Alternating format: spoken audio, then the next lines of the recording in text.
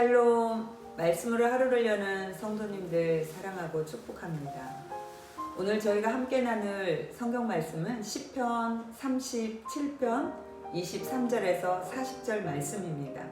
그 중에 제가 23절서부터 36절까지 읽도록 하겠습니다. 여호와께서 사람의 걸음을 정하시고 그의 길을 기뻐하시나니 그는 넘어지나 아주 엎으러지지 아니함은 여호와께서 그의 손으로 붙드심이로다. 내가 어려서부터 늙기까지 의인이 버림을 당하거나 그의 자손이 걸식함을 보지 못하였도다.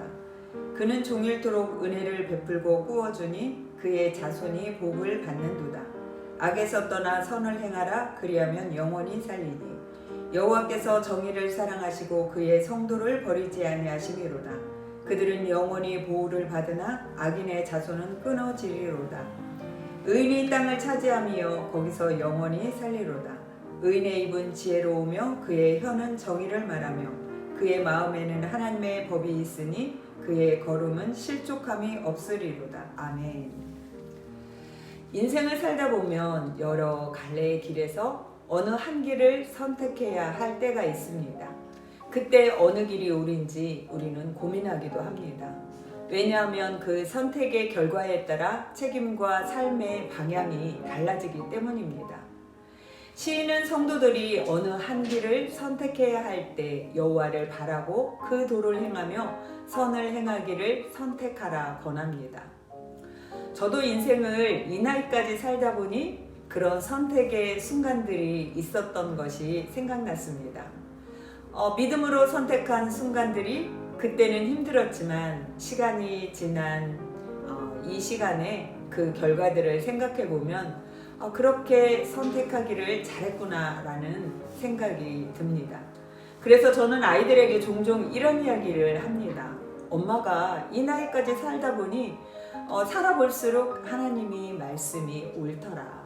그렇게 하나님 말씀대로 살아야 한다라고 말하곤 합니다. 성경에 다니엘이 또 그 친구들이 바벨론의 포로로서 바벨론의 왕의 음식과 포도주를 선택하기보다 여호와 신앙에 근거하여 그 음식을 거절하였습니다.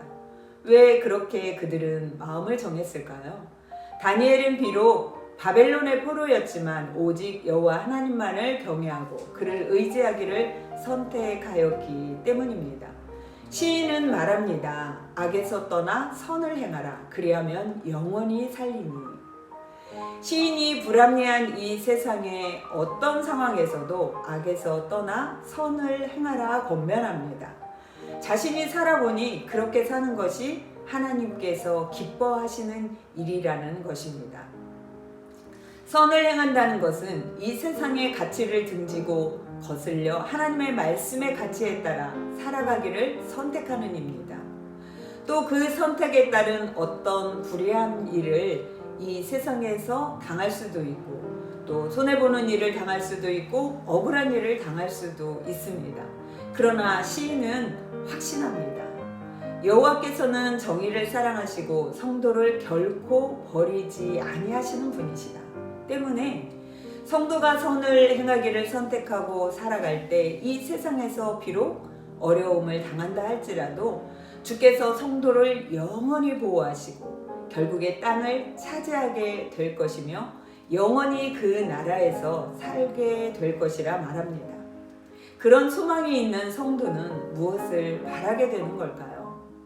34절에 보니 여호와를 바라고 그 도를 지키라. 그리하면 내가 땅을 차지하게 하실 것이라. 여호와를 바란다라고 하는 것은 무엇일까요? 여호와의 선하심을 믿고 어려움을 당할지라도 그의 공의로움을 기대하며 인내하는 것입니다. 그 도를 지켜 산다라고 하는 것은 무엇일까요? 하나님의 말씀에 순종하며 고난 중에 인내하며 성도로서 마땅히 행해야 할 선을 힘써 행해야 함을 말합니다. 어떻게 그렇게 살아갈 수 있을까요?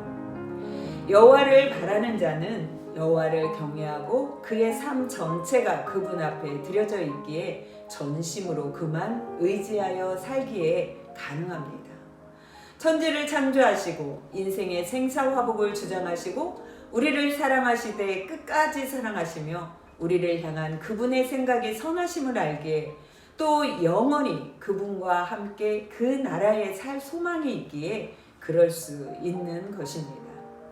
비록 이 세상의 가치와 눈으로 보기에 보잘 것 없고 또 나약하고 부족하여 보일지라도 여호와께서 성도를 보호하시고 붙드시기에 또 갈 길을 인도하시기에 성도는 고난 중에도 낙심하지도 쓰러지지도 아니하는 것입니다.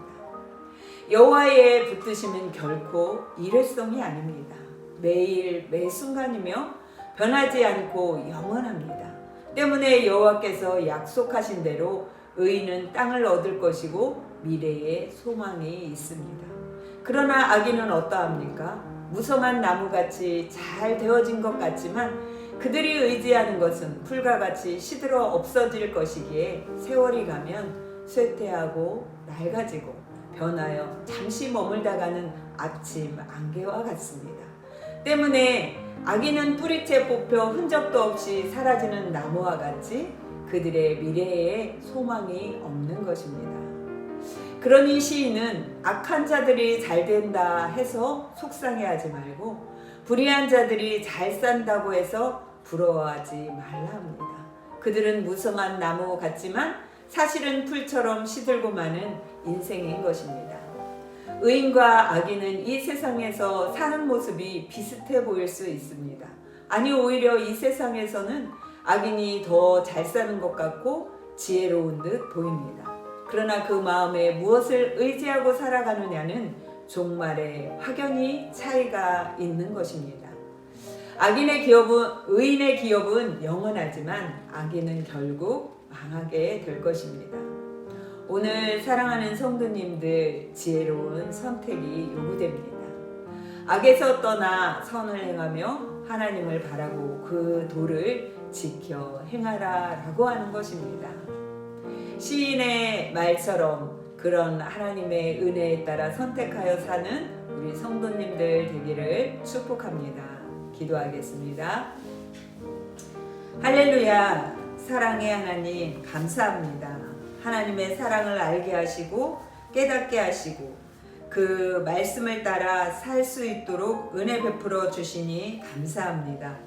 주님의 말씀이 영원하신 것처럼 우리도 매일 그렇게 하나님의 말씀대로 살아가기를 결단하게 하시고 승리케 하게 하시고 하나님을 찬양하며 나아가도록 도와주시옵소서. 그렇게 일하실 우리 하나님을 찬양하고 예수님 이름으로 기도합니다. 아멘. 오늘 이 하루를 하나님은 실수하지 않으신다네 라는 곡과 함께 시작하시기를 축복합니다.